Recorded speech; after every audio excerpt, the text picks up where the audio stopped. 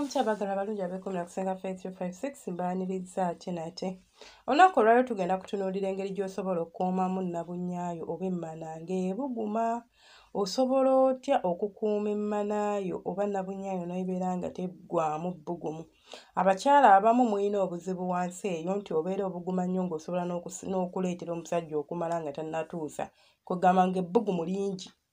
Ekyo nakyo tekiba kirungi. Waliwo ebbugumu erina okubeera wansi eriri moderate, erisanyusa era erinyuma mu kaseera k'akaboozi, si eriyitiridde ate si kubeera ng'onnyogoga. Abalala mulina obuzibu bw'okubeera ng'onnyogoga. Nasomesaako ku bintu ebireetera omukyala okunnyogoga wansi eyo era okyasobola ddala okubisangako ku kyano kuno. Ginoonye vidiyo gyaggisangako. Kaakati nga tutunuulira ensonga y'okubeera nga ebbugumu olikuuma otya mu mmana.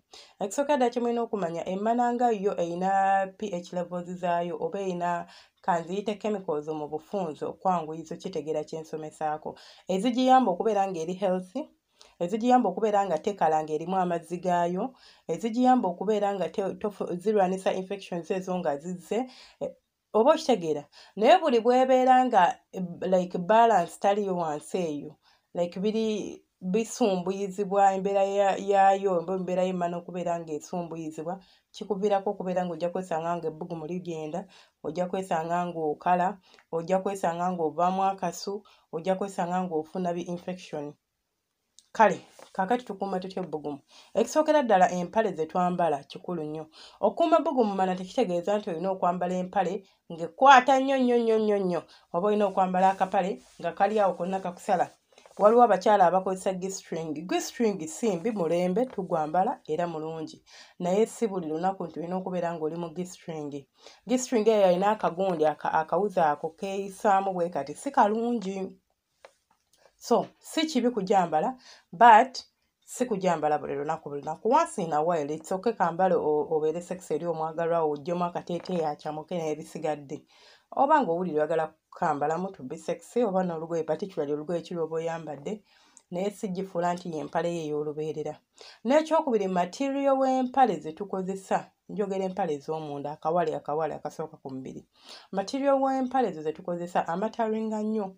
Kisinziira ku mubiri gwe. Waliwo abantu abamu nga munnange like waliwo particular type esobola omuyisa obubi nemu irritatinga nemumalako emirembe, oluusi nebeera ng'emuletera n'okubeera nga asobola okubeera ng'akyankalanya HP levels za emmana eyo wansi, n'obeera ng'oluusi weesanga ng'ebbugumu ligenze. Ebbugumu lisobola okuvaamu mu mmana oba okukendeera olw'okuba nti olinamu ki infection. So infections ezo tulina okubeera nga tuzijjanjaba. Nabagamba oba toli muntu mumizi w'amakerenda, amazzi gano ag'okunywa gayambako nnyo okujjanjaba UTIs ne infections. Infections z'otasobola kujjanjaba n'amazzi ya infection nga gw'olaba nti STD, ebyo tojja bisobola kubanga ebyo byetaaga ddagala. Naye UTIs zino ze tufuna mu musulo, infections zino simanya yeast infection, bacterial infections, ezo osobola ddala ziwashinga out mu mubiri gwo ng'okozesa amazzi g'okunywa. Buli bw'owettanira okunywa nnyo amazzi n'ofuka oba ozoozaamu, kyova olaba osobola ofuka ewantu, omuntu n'ajja n'afukawo naye n'abufuna. Kitegeeza zikuva mu mubiri ne zisigala awo ate oli n'ajja n'akola ki? N'azicontractinga. Buli bw'ofuka omusulo ogwo gufuluma nazo. So bw'oba olinamu ka infection, bwe kaba nga kaganye kajjanjaba, infection ezo bw'otazijjanjaba za-affectingira ddala ng'oggyeeko ekyokuba nti zisobola oku-affectinga ebbugumu ly'omu mmana, zisobola okukuzaalira akabasa. Oluusi n'osanga ng'osobola n'okuggyamu obulwadde obulala, n'oluusi n'okuggyamu kansa kubanga waliwo ebituuka ne biva mu kubeera nti ekiva mu kubeera nti just infection, n'ofuna amabwa wansi eyo, amabwa go gabeera nga tegali treated, n'obeera ng'osobola okuvaamu ki? Okuggyamu kye tuyita kansa. Naye ng'ate tusobola ddala okwejjanjaba. Infection eyo oba tomujjanjabye akuleetera okuwunya n'owunya. Infection eyo oba tomujjanjabye akuleetera okubunduka amazzi agasiiwa. Infections ezo ze zivaamu byonna bino.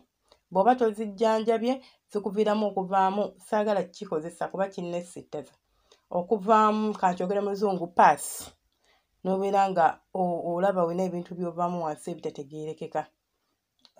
Mpulira nga kale ekintu ekiva mu bbwanga nga kizimba ebyo bikyasobola ddala okuvaamu.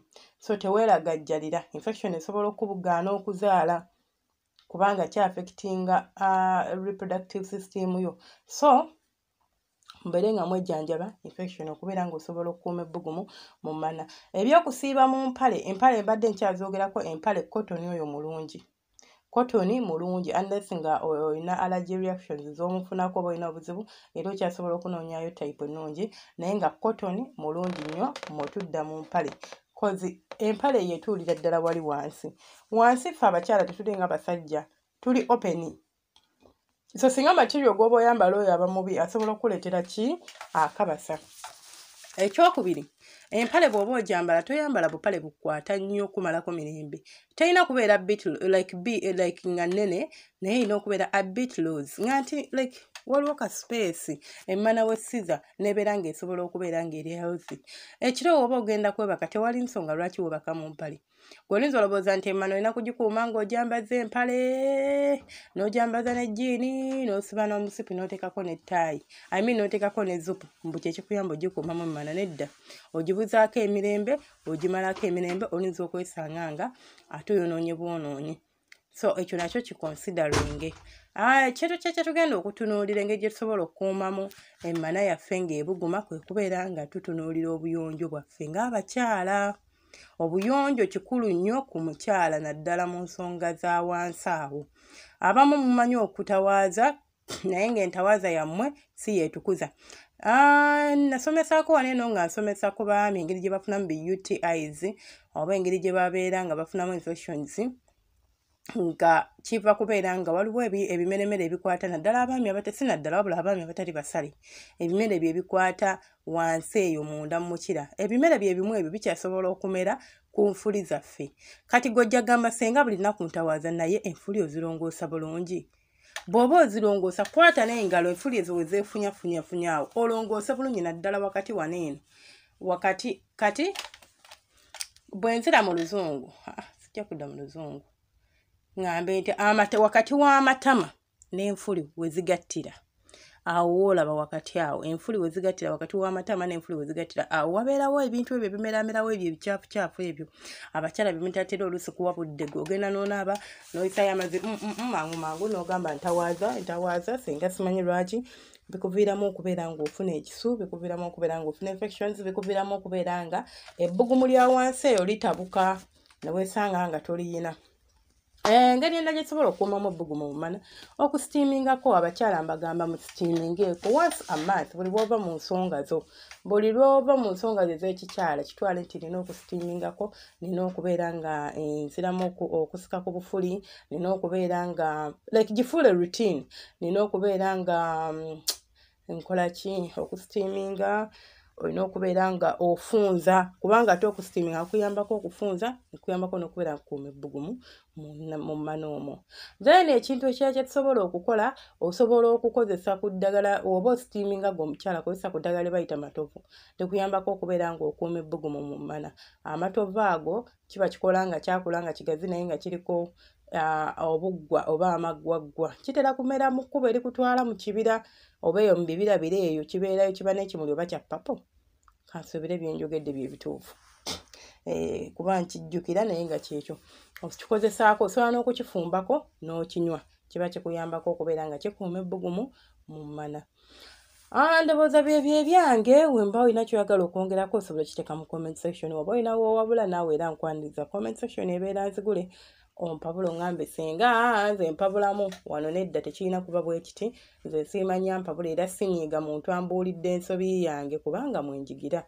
Mbaagala nnyo Mukama bankuumire abanjagalire era abampeere kye musinga okwagala. Mwenna abasubscribing edda ate na subscribing obeere ng'otwegattako.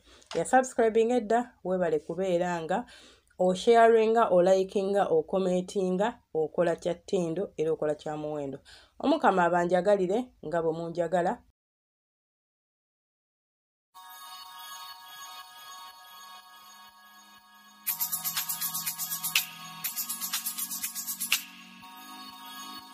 Yeah.